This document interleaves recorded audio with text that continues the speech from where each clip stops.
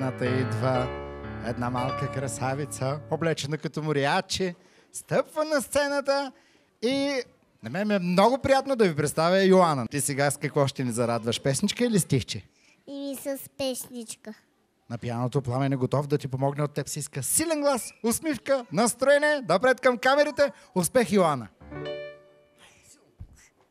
Веселите птички литнаха на юшетка и боички. Есен идва тук, тръгна по градини, с горки и цветя. Дето вредка ти идва, всичко шари тя.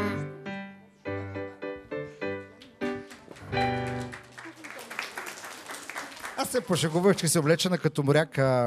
Мечтала ли си за някаква професия? Каква ще станеш, като пораснеш голяма? Балеринка.